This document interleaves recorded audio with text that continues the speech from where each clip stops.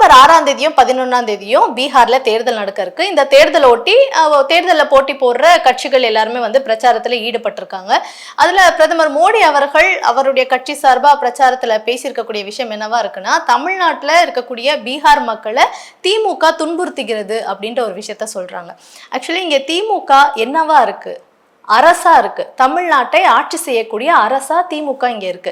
திமுகவை தேர்ந்தெடுத்தது யாரு? தமிழ்நாட்டு மக்கள். ஒட்டுமொத்த மக்களும் ஓட்டு போட்டு ஒவ்வொரு சட்டமன்ற உறுப்பினர்களையும் முதலமைச்சரையும் தேர்வு செஞ்சு அவங்க தான் இப்ப தமிழ்நாட்டை ஆட்சி பண்ணிட்டு இருக்காங்க. அப்படின்னா நீங்க என்னதான் திமுக அப்படின்ட்டு நாங்க வெறும் ஒரு கட்சியை தான் நாங்க குறிப்பிட்டு சொல்றோம் அப்படின்னு நீங்க சொன்னாலும் அது அப்படி ஆகாது. தமிழ்நாட்டு மக்களை தான் நீங்க சொல்ற மாதிரி ஆகும். ஏன்னா தமிழ்நாட்டு மக்களை தான் திமுகவை ஆட்சியில உட்கார வச்சிருக்காங்க.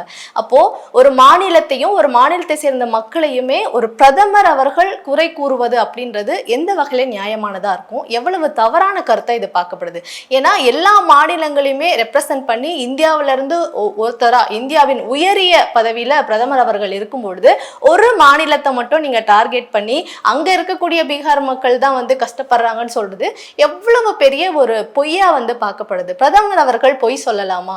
உலகமே அவரை வந்து பார்த்துட்டு இருக்கு இல்லையா அப்படின்ற ஒரு கேள்வி தானே நமக்குள்ள எழும். சரி, பீகார்ல ஏன் பிரதமர் இப்படி பேசுறாரு அப்படின்னு பாக்குறதுக்கு முன்னாடி பிரதமர் எப்ப இப்பெல்லாம் பேசுவாருன்னு பார்த்தோம்னா, எப்பெல்லாம் எலெக்ஷன் வருதோ அப்பெல்லாம் எந்த மாநிலத்துல எல்லாம் போய் பேசுறாரோ அங்க எல்லாத்தையுமே திமுகவையும் தமிழ்நாட்டு மக்களையுமே இப்படி ஏதாவது சொல்லி பேசக்கூடிய ஒரு வேலையை தான் பிரதமர் அவர்கள் பார்த்துட்டு வராங்க. ஏன்னா இதுக்கு முன்னாடியே பாத்தீங்கன்னா ஒடிசா தேர்தலுமே வந்து பூரி ஜெகநாத் கோயிலுடைய அந்த முக்கியமான அறையின் சாவி தமிழர்களிடம் இருக்கு, தமிழ்நாட்டில் இருக்கு அப்படின்னா அப்போ நாங்கள் என்ன அந்த சாவியை திருடிட்டு போயிட்டோமா? திருட்டுத்தனமா உங்க கிட்ட இருந்து நாங்கள் வந்து அதை பறிச்சுட்டு போயிட்டோமா? அப்போ தமிழ்நாட்டு மக்களையும் தமிழ்நாட்டையும் நீங்கள் திருடர்கள் அப்படின்னு சொல்றீங்களா? இதுவும் எவ்வளோ மிகப்பெரிய ஒரு தவறான விஷயமா பார்க்கப்படுது. இதுக்கு முன்னாடி வந்து பிரதமர் அவர்கள் பேசும்போது என்னன்னா, தீவிரவாதிகளை அவர்களின் உடையின் மூலம் வந்து தெரிஞ்சுக்கலாம் அப்படின்ற மாதிரி சொன்னார். அப்படின்னா இஸ்லாமியர்களை அவர் குறை சொல்றாரு. இதை எங்க பேசுறாருன்னா, அங்க இருக்கக்கூடிய இந்து மக்கள் மத்தியில இதை பேசுறாருன்னா அந்த மக்கள் மத்தியில இஸ்லாமியர்களுக்கு மிகப்பெரிய விரோதத்தை ஏற்படுத்தக்கூடிய ஒரு பேச்சா சொற்களா தானே இது பார்க்கப்படுது. இந்தியாவின் பிரதமராக இருக்கக்கூடியவர் மாநிலங்களை வந்து பிரிக்கக்கூடிய இந்த வேலையை பண்ணலாமா அப்படின்ற ஒரு கேள்விதான் எழுது. சரி, ஏன் இவர் இப்படிலாம் பேசுறாரு, எதுக்காக இதை பேசுறாருன்னு பார்த்தோம்னா பீகார் தேர்தலை ஒட்டிதான். இந்த பீகார் தேர்தலில் ஜெயிக்கணும் அப்படின்ற ஒரு பயமும் ஒரு கட்டாயமும் வந்து இப்போ பாஜகவுக்கும் மோடி அவர்களுக்குமே இருக்கு. ஏன் அப்படின்னா பீகார் மக்கள் அங்க காங்கிரஸை வந்து கொண்டாடுறத பார்க்க முடியுது. பாஜகவுக்கு அகெயின்ஸ்டா இருக்கக்கூடிய கட்சிகளை வந்து பீகார் மக்கள் கொண்டாடுறத பார்க்க முடியுது. ஏன்னா அங்க இருக்கக்கூடிய பிற்படுத்தப்பட்ட மக்கள், இஸ்லாமியர்கள், சிறுபான்மையினர்கள் வந்து பிஜேபிக்கு அகெயின்ஸ்டா இருக்காங்கன்றத பாஜகவால சென்ஸ் பண்ண முடியுது. அதனாலதான் அவங்க பீகார் தேர்தலை ஒட்டி கொண்டு வந்திருக்கக்கூடிய ஒரு சிறப்பான விஷயம், அவங்கள பொறுத்த வரைக்கும் சிறப்பது அது என்னன்னு பார்த்தோம்னா வாக்காளர் பட்டியல் சீர்திருத்தம் அப்படின்ற ஒரு விஷயத்த கொண்டு வந்தாங்க. இந்த தேர்தல் ஆணையம் அப்படின்றது பார்த்தீங்கன்னா எதையுமே எந்த கட்சியுமே சார்ந்ததா வந்து என்றைக்குமே இருக்கக்கூடாது, அது சார்ந்ததாகவும் இல்லை. தேர்தல் ஆணையம் தனிப்பட்ட முறையில் இயங்கக்கூடியதா இருக்கும். ஏன்னா இங்க இருக்கக்கூடிய எல்லா மாநிலங்களிலும் தேர்தல் நடக்கும், எல்லா மாநிலத்திலுமே இன்சார்ஜ் அவங்க தான், அவங்க மூலமா தான் அதை வந்து கண்டக்ட் பண்றாங்கன்னும் பொழுது அது வந்து தனிப்பட்டு செயல்படணும். ஆனா பாஜக எப்பவுமே தேர்தல் சமயத்துல இடியா இருக்கட்டும் தேர்தல் ஆணையமா இருக்கட்டும் தங்களுடைய கைப்பாவையா வந்து பயன்படுத்திக்கிறத நம்ம பார்த்துட்டு வரோம். அதுதான் இந்த எஸ்ஐஆர் கூட. இந்த தேர்தல் ஆணையமுடைய வேலை என்னவா இருக்கு அப்படின்னா, இப்போ அந்த வாக்காளர் பட்டியல் சீர்திருத்தம் அப்படின்னு சொல்றாங்கல்ல, அது எதுக்கு கொண்டு வராங்க அப்படின்னா, சில பேர் வந்து உயிர் இழந்திருப்பாங்க, சில பேர் வந்து ஒரு மாநிலத்தை விட்டு இன்னொரு மாநிலத்துக்கு படிப்புக்காகவோ வேலைக்காகவோ இல்லாட்டி சம்பாதிக்கணும், குடும்ப சூழ்நிலை என்னவோ வேற மாநிலத்துல கூட இடம் பெயர்ந்திருப்பாங்க. அப்படி புதுசா வந்தவங்களுடைய லிஸ்ட்டை சேர்க்கறதுக்கும், சில பேர் 18 வயதை வந்து கடந்திருப்பாங்கல்ல, அவங்களுடைய லிஸ்ட்டை வந்து சேர்க்கறதுக்கும் வாக்காளர் பட்டியல்ல இறந்தவங்களோட லிஸ்ட்டும் இந்த மாநிலத்தை விட்டு வேற ஒரு மாநிலத்துக்கு இடம்பெயர்ந்து போனவங்களோட லிஸ்ட்டை வந்து நீக்கிறது தான் வந்து சீர்திருத்தமா இருக்கும், அந்த வாக்காளர் பட்டியல் சீர்திருத்தமா இருக்கும். ஆனா அதுக்கு மாறா தேர்தல் ஆணையம் இந்த முறை பண்ணது என்னன்னா, பிற்படுத்தப்பட்டோர், இஸ்லாமியர்கள், சிறுபான்மையினர்லாம் வந்து வாக்காளர் பட்டியல் இருந்து நீக்கியிருக்காங்க.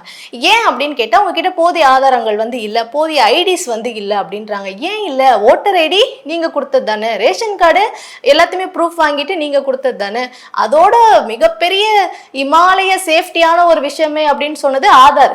ஏன்னா எல்லாருக்குமே யூனிக்கா இருக்கும், விழிரேகை, கைரேகை அப்படின்ட்டு ஏகப்பட்டது உட்கார வச்சு எடுத்தீங்க. அதுக்கு ஒரு மாசமே வந்து எல்லா மாநிலமும் தத்தளிச்சுன்னு தான் சொல்லணும். நாங்களாம் வேலையெல்லாம் விட்டுட்டு இப்பதான் இந்த இடத்துல தான் வந்து போட்டிருக்காங்க முகாம்சம், நீங்க அன்னைக்கு அங்க போய் ஆகணும், ஃபேமிலியோட போய் நின்று நிறைய டைம் ஸ்பெண்ட் பண்ணி அப்படி எடுத்தது தானே ஆதார். அக்கௌண்ட்ல வந்து பேங்க் அக்கௌண்ட்ல கனெக்ட் பண்ணும், பேன் கார்டில் கனெக்ட் பண்ணும், கண்டிப்பாக கனெக்ட் பண்ணும், இல்லாட்டி அக்கௌண்ட் வந்து மூடிடும், இப்படிலாம் சொன்னீங்கல்ல. அப்படிப்பட்ட வேல்யூபிளான ஆதார் ஏன் ஓட்டு போடும்போது செல்லாது? நீங்கள் கொண்டு வந்தது தானே. இது மட்டும் இல்லை, இந்த மாதிரி பாஜக வந்து நிறைய விஷயங்கள் கொண்டு வந்து அதுக்கப்புறம் செல்லாதுன்னு அவங்க சொல்லிடுவாங்க. இன்னொரு உதாரணம் வந்து டிமானிட்டைசேஷன் தான். அப்போது தமிழ்நாட்டு மக்கள் மட்டும் இல்லை, இந்திய மக்களே வந்து நீங்கள் எல்லாத்தையுமே ட்ரையல் அண்ட் எரர் வச்சு பார்க்குறீங்கன்னா சோதனை எலிகளானாங்களாம் அப்படின்ற இன்னொரு கேள்வி தான் எழுது. அடுத்தது இன்னொரு விஷயத்துக்கு வருவோம். பிரதமர் மோடி அவர்கள் சொன்னது என்னன்னா, தமிழ்நாட்டில் இருக்கக்கூடிய பீகாரிகள் வந்து துன்புறுத்தப்படுறாங்க அப்படின்ட்டு. இங்க வந்து பாருங்க என்ன மாதிரியான ஒரு லைஃப் ஸ்டைல தெரியுமா பீகார் மக்கள் வாழ்ந்துட்டு இருக்காங்க. இந்த மாதிரி அவர் பேசின உடனே பல யூடியூப் சேனல் வந்து பீகார் மக்களை தேடி தேடி போய் இன்டர்வியூ எடுத்து போட்டுட்டு இருக்காங்க. அவங்களுடைய ட்ரெஸ் சென்ஸ் பயங்கரமா இருக்கு, பாக்குறதுக்கே நல்லா இருக்காங்க, அவங்களுடைய லைஃப் ஸ்டைல் உயர்ந்திருக்கு, நல்லா சம்பாதிக்கிறாங்க, வேலை செய்ய வந்தவங்க அங்கிருந்து குடும்பத்தையும் கூட்டு வந்து இங்க செட்டில் ஆயிருக்காங்க. பத்தாவதுக்கு இங்க தமிழ்நாட்டுல பள்ளிகள்ல கல்லூரிகள்ல படிச்சு டிகிரியை வந்து கம்ப்ளீட் பண்ணி வேலை பார்த்துட்டு இருக்காங்க. இது எவ்வளவு ஒரு பெருமைக்குரிய விஷயமா இருக்கு. தமிழ்நாட்டுக்கு கிடைச்ச பெருமை. பீகாரிகள் இங்க வந்து படிக்கிறீங்கன்னா உங்களுக்கும் அது பெருமை தான், எங்களுக்கும் அது பெருமை தான். இதுல இன்னொரு ஒரு ஹைலைட்டான விஷயம், பீகாரை சேர்ந்த ஒரு பெண் இங்க நம்மளுடைய கவர்மெண்ட் ஸ்கூல்ல படிச்சு தமிழ்ல 90க்கும் மேல வந்து மார்க் எடுத்திருக்காங்க. ஸோ இதெல்லாம் எவ்வளவு ஒரு சந்தோஷத்துக்குரிய விஷயமா இருக்கு. அப்புறம் எப்படி வந்து நாங்க துன்புறுத்துறோம் மக்களை அப்படின்ட்டு மோடி அவர்கள் பேசுறாங்க அப்படின்றது தான் தெரியல. வந்தாரை வாழ வைக்கும் தமிழ்நாடு அப்படின்ட்டு சும்மா சொல்லிடல, ஒவ்வொரு முறையுமே வந்து அதை தமிழ்நாடு நிரூபிச்சுட்டே தான் இருக்கு. ஒவ்வொரு தலைமுறையும் தமிழ்நாட்டை சேர்ந்த தமிழ்நாட்டுல வாழ்ற ஒவ்வொரு தலைமுறை மக்களும் அதை வந்து நிரூபிச்சுட்டு தான் இருக்காங்கன்னு சொல்லணும். இப்போ திமுக அரசு கொண்டு வந்திருக்கக்கூடிய திட்டங்கள் மூலமாகவும் பீகார் மக்கள் வந்து பயனடைஞ்சிட்டு வராங்க அப்படின்றது இருக்கு.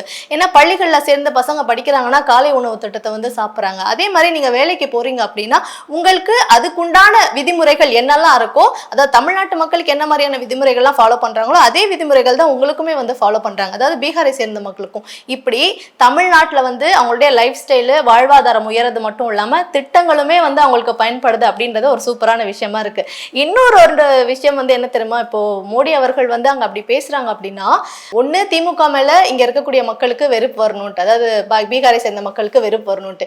இன்னொன்னு என்ன தெரியுமா, ஒருவேளை திமுகவை பார்த்துட்டு மோடி அவர்கள் பயப்படுறாங்களோ அப்படின்ற ஒரு எண்ணமும் எல்லார் மத்தியிலுமே எழுந்திருக்கு அப்படின்னு தான் சொல்லணும். இந்த பயம் வரதுக்கு காரணம் என்ன தெரியுமா, பீகார்ல ராகுல் காந்தி அவர்கள் தலைமையில ஒரு மீட்டிங் நடந்தது. நம்மளுடைய முதலமைச்சர் அங்க பீகாருக்கு போனாங்க.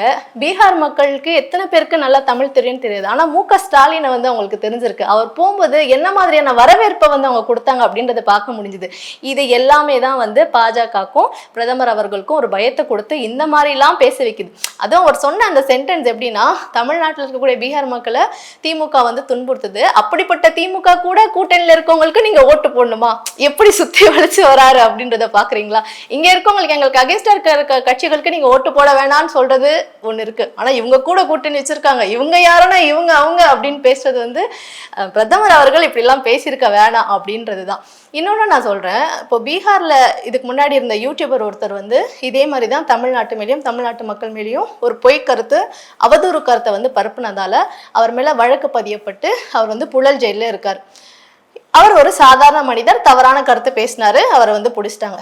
பிரதமர் ஒருவர் இதே மாதிரி தவறான அபத்தமான கருத்தை பேசியிருக்காரு. அவரை யாராலையும் ஒன்றும் பண்ண முடியாது அப்படின்றதால இந்த கருத்தை அவர் பேசலாமா? அவர் வந்து ஒரு உயரிய பொறுப்புல இருக்கார், அந்த பொறுப்புக்குன்னு ஒரு மரியாதை இருக்கு இல்லையா, அவர் இப்படி பேசலாமா அப்படின்றது தான் எல்லாருடைய ஒரு கேள்வியா இருக்கு.